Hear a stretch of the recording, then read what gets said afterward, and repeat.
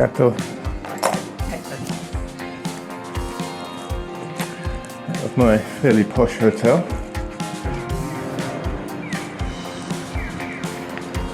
Right outside the train station. It's not raining. Here we go, part 5, the UFO line.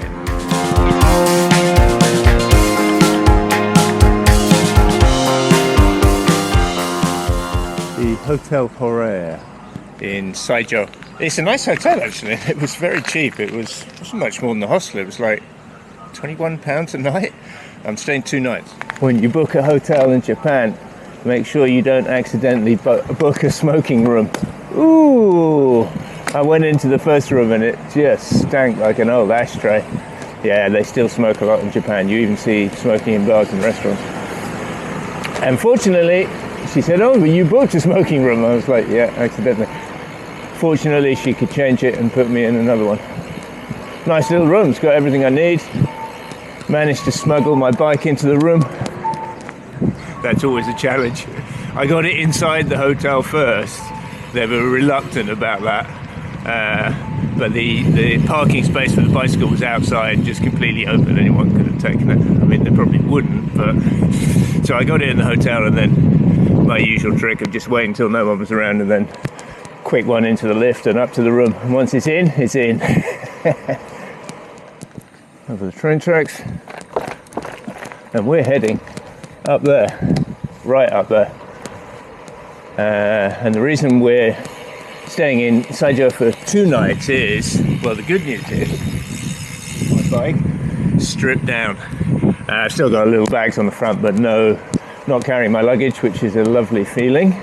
I left the Woho rack on just because it's a bit of a pain to put on and take off. Because, yeah, this is an out and back ride. So it's nice to do that when you're touring, just get the luggage off and you're like, ooh, this is what a lighter bike feels like. We've got about 20 odd K just to get up to the start of the official UFO line, and then it's 60 odd K round and then 20 odd K back. So it's not hugely long, but it's a lot of climbing over the Kamogawa River. It's 2 days since I filmed the last video doing the Shimanami Kaido. And if you remember, I said at the end of when I was in Onomichi, having finished it, I was going to have to do it again the following day, and probably in bad weather. Well, both things came to pass. I did it yesterday and it poured with rain. But it was still like 23 degrees, so once you get wet, you're wet. You can't get any wetter. And if you're not cold, it's fine. You just ride on. I slightly worry about my gear staying waterproof, but I had prepared properly. The main secret to that is plenty of Ziploc bags. Conditions are, forecast is good. It looks a little bit misty and cloudy in the mountains, but as you can see behind me, it's nice blue skies. So I think it's 8 a.m. I think it's just the clouds burning off. Well, that's what I'm telling myself, because I wouldn't want to be up there on a day like yesterday. And why is it called the UFO line? Well, apparently lots of UFOs have been seen up there. So here's hoping that would be a result, so we can get it on film. And if you don't hear from me again, you'll know why. I've possibly gone to a different and maybe better place.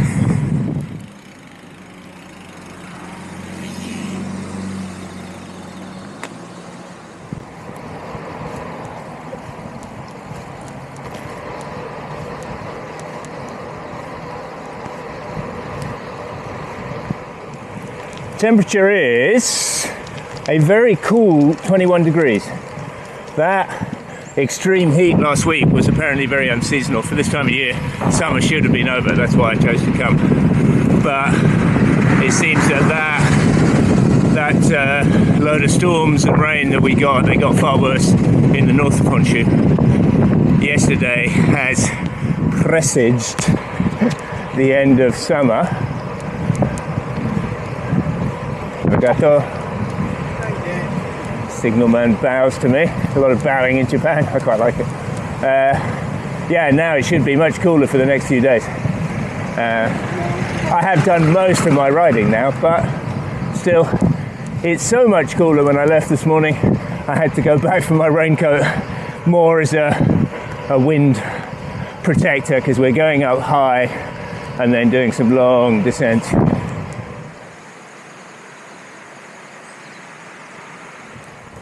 As many cyclists will know, if you go out for a ride and it rains a bit, what happens is all the crap that's on the road gets washed up, splashed up onto the bike, and you end up with a filthy bike, surprisingly. However, when you ride in pouring rain for 3 hours, you end up with a clean bike, because all the crap is washed away. It's just rain and puddles. And I think it may be time just for a little bit of geeky nerdery. So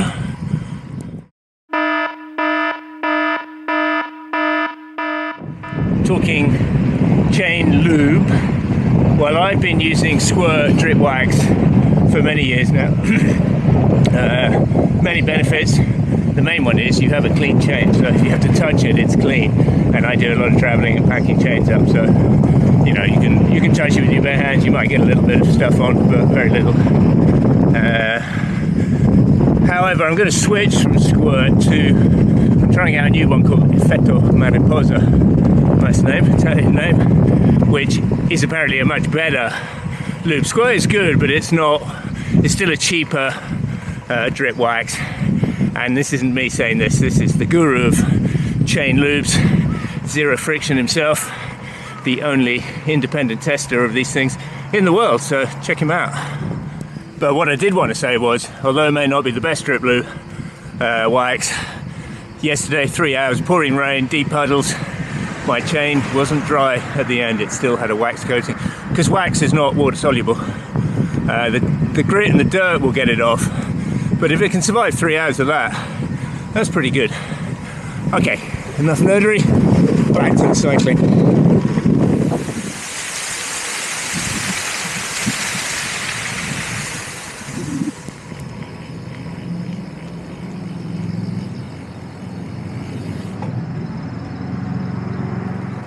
When I set out, well, when I arrived in Osaka and set out on this tour last week, temperatures were at the height of the day, full sun, 36 to 38 degrees, and full humidity. And that makes a huge difference. Now today it's not at all humid. The humidity's gone, the temperature's gone. And as I said before, I can sort of do those temperatures, but I know it's getting very hot when I stop for a cold drink and I said 30 minutes, 10 minutes later, I want another one. If my friend Jack is watching, I know he is, he'll say, oh, that's just a normal ride for me.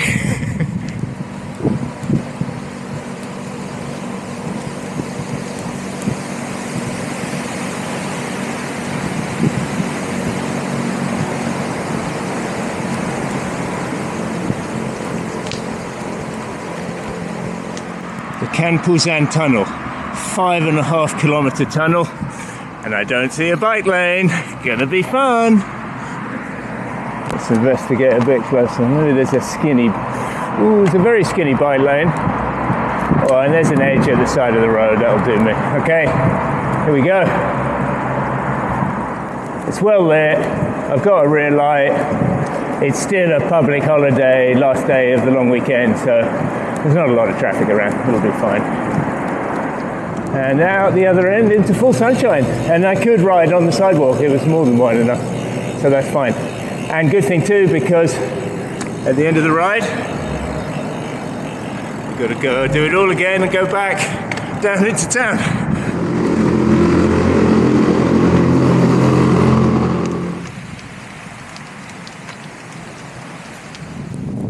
Out of the tunnel, straight into the UFO line.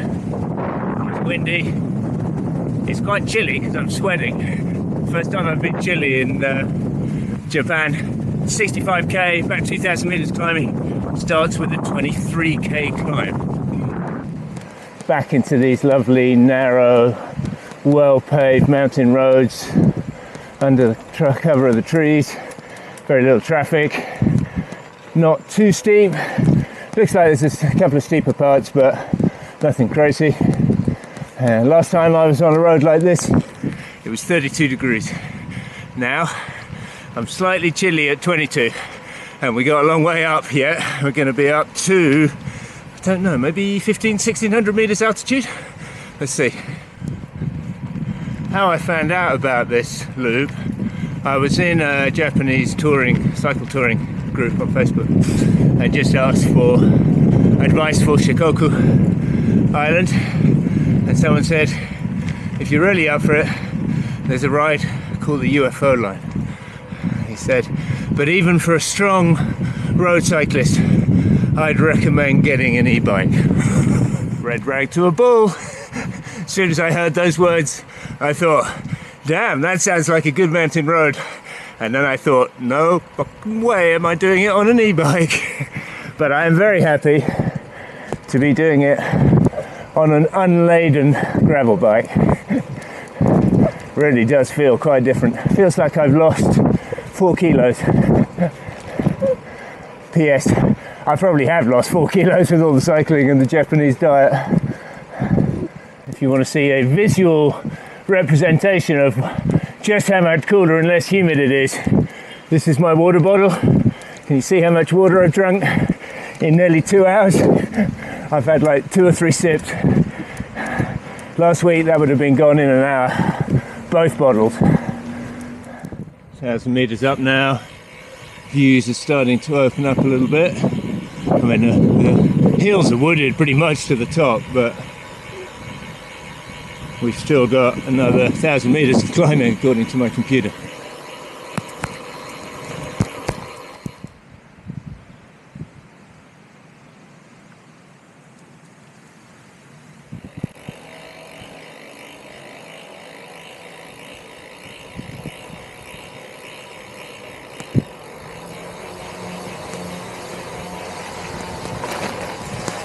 Finally coming out of the tree line. Look at that.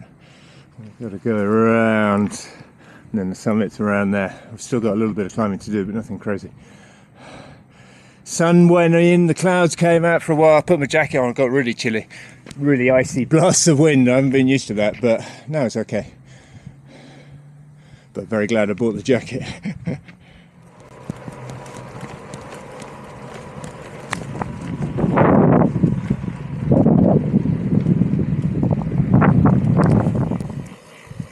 Well, we're at the top, about, yeah, as I predicted, nearly 1,600 meters up.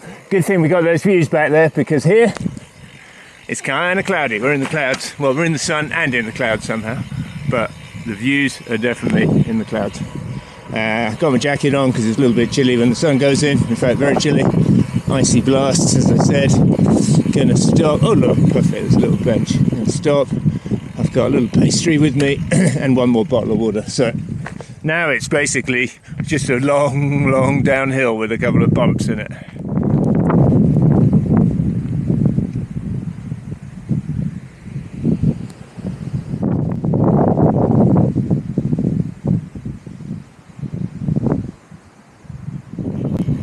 Goes up, must inevitably go down.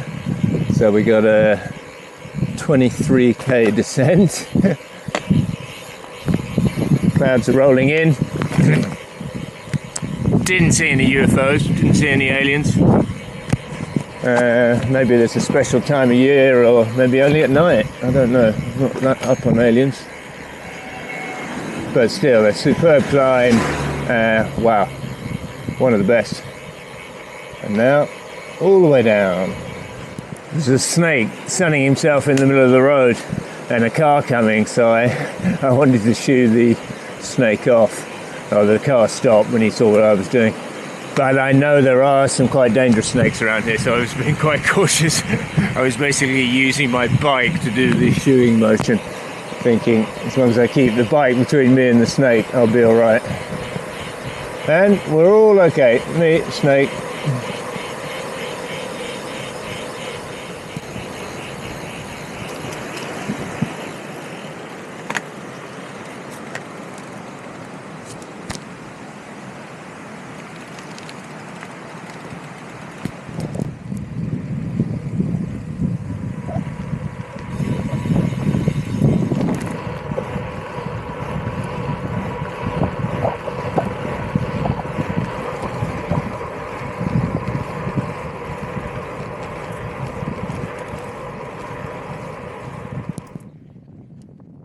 Back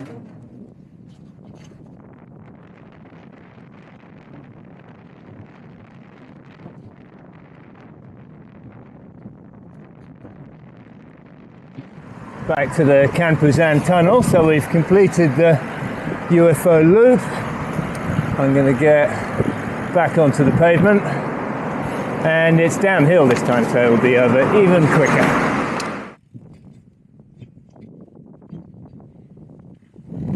Back to the station in Saijo, back to my hotel, and that is the end of that. Good old ride. 6.5 hours. I didn't have enough food. I didn't have any food on the ride. I thought I'd find something. So now I'm going to go eat. This is my room. Smuggled the bike in again. There was no one on reception when I arrived, so I just slipped in, got straight in the lift. And then, nice little view. Mountains, that's where I've been. Train station. It's great. 21 quid a night. Quickest way to get calories, convenience store, ready meal. So I'm going to hoover that up. And that's the end of part 5. Where will we be in part 6? Tune in on today's ride.